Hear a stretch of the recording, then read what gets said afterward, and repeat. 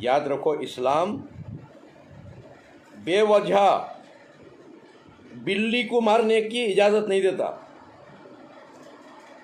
रसूल करीम सल्लल्लाहु अलैहि वसल्लम इरशाद फरमाते हैं, अगर एक बिल्ली को बनकर डाल दिए, उसे वक्त पर खाना नहीं दिए, वो मर गई, तो उस बिल्ली की वजह से जहन्नम को जाना पड़ता है। इस्लाम ये सिखाता है, जानवर को भी बेवजह मारने की इजाज़त नहीं है इस्लाम में। हाँ, इस्लाम में उनको इजाज़त है जो कुत्ते ज़ियाद हो जाती हैं, कहाँ कहाँ कतरने लग जाती हैं, पागला हो जाती हैं कुत्ते, ऐसे आँखों म्यूनसिपाल्टी वाले खुद आको पकड़ ले जाको शूट करको मार डालते। वो इंसानी है, पाप नहीं है। इंसानों को बचाने कुत्तों को मारना पाप नहीं है। इसी तरह चंद दिन पहले सुअरों से बीमारी ज़्याद हो गई बोलकर सुअरों को जान से मारे, तो सुअरों को भी मारना इंसानों को बचाने पाप नहीं है।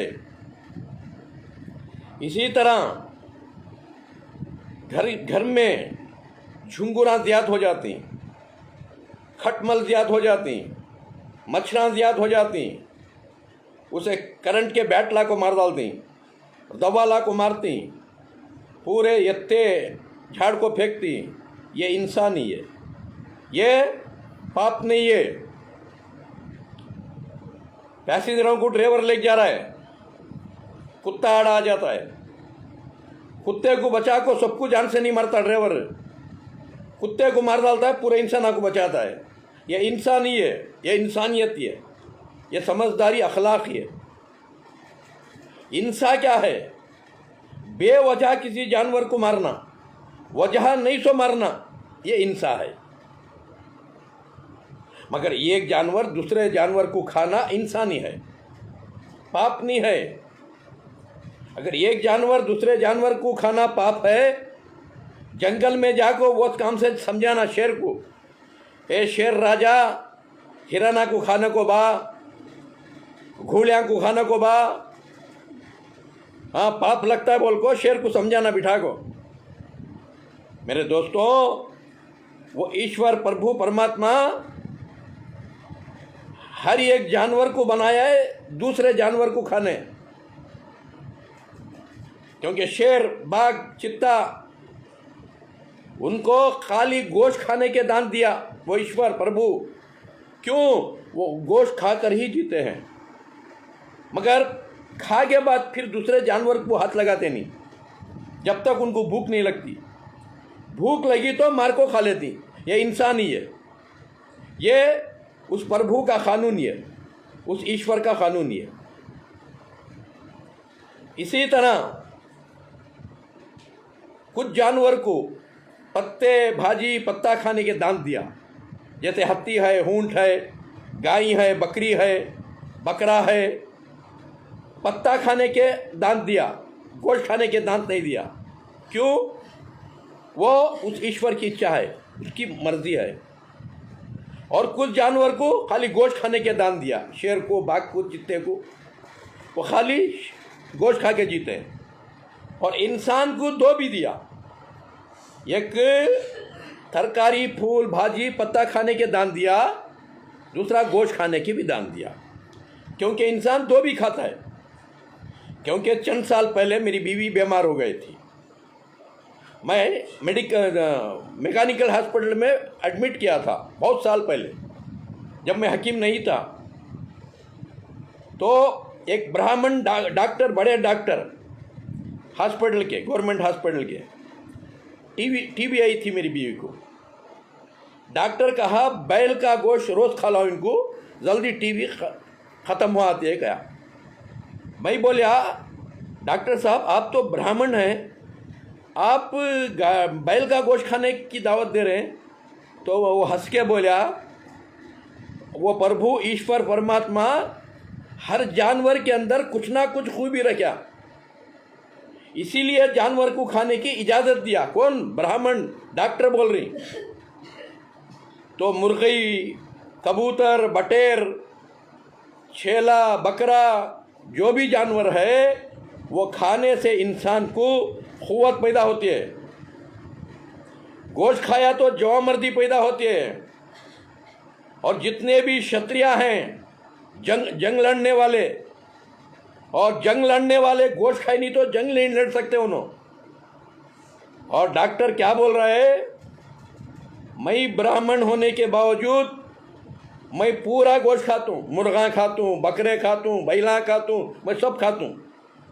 की खाता हूँ कि अगर प्रभु परमात्मा ईश्वर अगर हमें खाना छोड़ डाले तो प्रभु परमात्मा ईश्वर इतने दे देता है, फिर उनको जगह नहीं रहती ज़मीन के ऊपर चलने फिरने।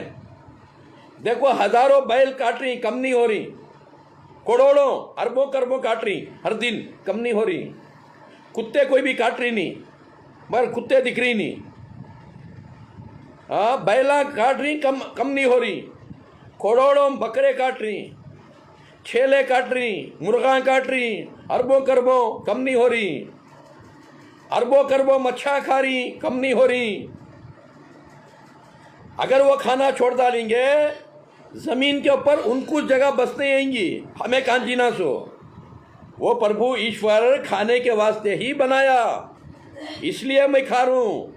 तुम्हें भी तुम्हारी जोरूक खिलाओ रोज़ बैल का गोश्त, जल्दी अच्छी होती है। मैं खिलाया, मेरी बीवी फर्स्ट क्लास हो गई। मेरे दोस्तों भाइयों, इंसाफ बहुत बुरी चीज़ है, जो बेवजह किसी को मार देना। बात समझ रही? क्योंकि आखिर ग्रंथ कुरान में अल्लाह रब्बुल इज़्ज़त फरमाता है, किसी इंसान की बेवजह कत्ल कर देना पूरी इंसानियत को कत्ल करने के बराबर का है। जैसे ज़मीन पर कितने इंसान हैं, उन्हें पूरियां को कत्ल कर डालिया, उसका पाप। अगर कोई इंसान को बचा लिया मौत से, तो पूरी इंसानियत को बचा लिया गया अल्लाह। मेरे दोस्तों, इस्लाम यही तालीम देता है। हाँ, जैसा मच्छर पाक करती, खटमल पाक करती, ऐसा कुछ जालिम इंसान होती जो ताकत है, दौलत है बोल को कमज़ोरों के ऊपर जुल्म करती, ऐसा को मारना भी पाप नहीं है। जैसे राम जी रावण को मारे, रावण के लाखों सैनिक को मारे जान से, ये पाप नहीं है। पूरे रावण के खानदान को मारे, ये पाप नहीं है। वाली को मारे, वाली की पूरी सेना को मारे, ये पाप नहीं है। इसी तरह श्री कृष्ण जी पूरे कौरवा को मारे, 100 जना को भी मारने लगे, लाखों सिपाहियों को मारने लगे, ये पाप नहीं है। मेरे दोस्तों, इसी तरह मोहम्मद सल्लल्लाहु अलैहि वसल्लम भी मक्के के कीड़ियों को मारने लगे। अबू जहल, अबू लहब, खालिद बिन मुग़िरा, उतबा, ये सब जहरीले कीड़े थे। नाम के तो मुसलमान थे, हज भी करते, नमाज भी पढ़ते, बल्कि थे क्या थे? जहरीले कीड़े। मोहम्मद सल्लल्लाहु अलैहि वसल्लम के दुश्मन थे, और उनके ऊपर जो ईमान ले गए, जो इंसानियत का तालीम लेते थे, लोगों को इंसानियत की तालीम देते थे, उन पर जुल्म करने लगे, उनको मारने लगे। इसलिए मोहम्मद सल्लल्लाहु अलैहि वसल्लम को भी उन गलीज़ कीड़ों से लड़ना पड़ा, उन गलीज़ कीड़ों को मक्के से ख़त्म करना पड़ा। जब चल के मक्का और मदीना भी एक शांति समाधान का शहर बना।